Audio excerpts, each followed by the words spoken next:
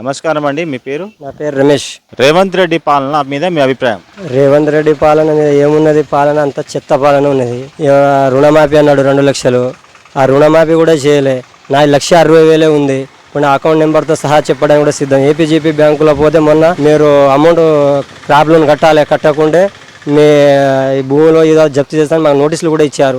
పోయి అడిగితే రుణమాఫీ వస్తుంది అంటే రాదు, ఇప్పుడు చేయాలని అంటున్నారు. అది అయిపోయింది. సగం మందికి చేసి సగం మందికి చేయకుండా మళ్ళీ రైతు బంధు అన్నారు. ఆ రైతు భరోసా కూడా ఎంత మందికి పడుతుందో ఎంత ఎవరికి ఇస్తున్నాడో కూడా తెలియదు.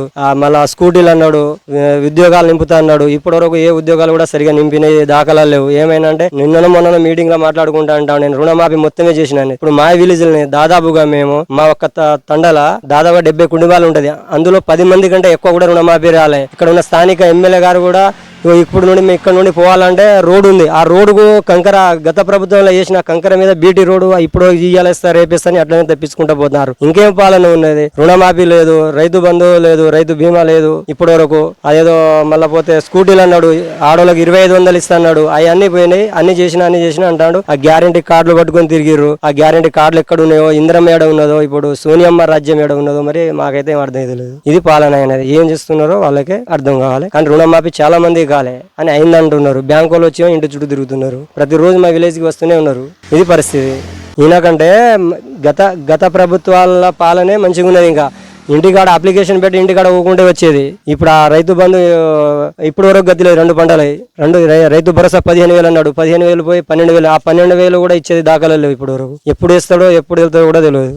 ఉన్న రాష్ట్రాన్ని ఆగం చేసి పడేస్తాను. ఇది పరిస్థితి ఉన్నది తెలంగాణ రాష్ట్రంలో. నమస్తే అండి. మీ పేరు? Tejavath Yakub Naik, MA B.Ed.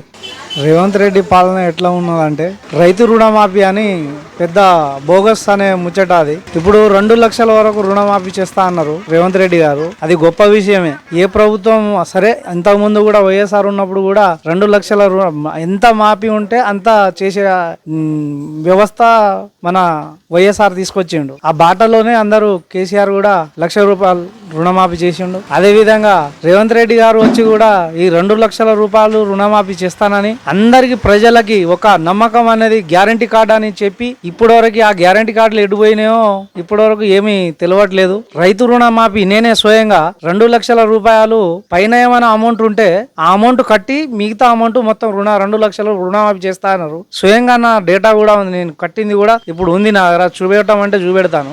2 లక్షల రూపాయలు వరకు ఉంటే నేను రుణమాఫీ చేస్తా అన్నారు. 2 లక్షలు పై ఉన్న ఎంత ఉన్న అమౌంట్ కట్టేయాలి అని చెప్పి ఏదో నానా బాధలు పడి మేము ఆ పైసలు కట్టాను. నేను ఇప్పటి వరకు ఆ రుణమాఫీ కాలే. పంట చూస్తే పంటకు దిగుబడి లేదు, పంటకు గిట్టుబాటు ధర లేదు.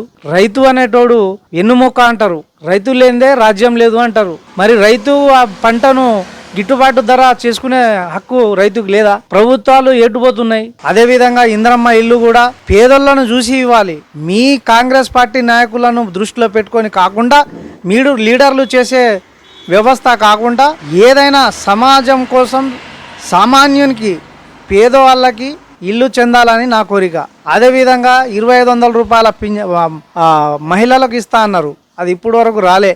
బస్సు ఫ్రీ అన్నారు. బస్సు ఫ్రీ ఉంది, దానికి మేము స్వాగతిస్తున్నాం. కానీ ఇంకా ఇచ్చేటువంటి హామీలు అది నెరవేరాలి. అదేవిధంగా ప్రభుత్వం చేసేటువంటి హామీలన్నీ నెరవేర్చాలని నా యొక్క అభిప్రాయం.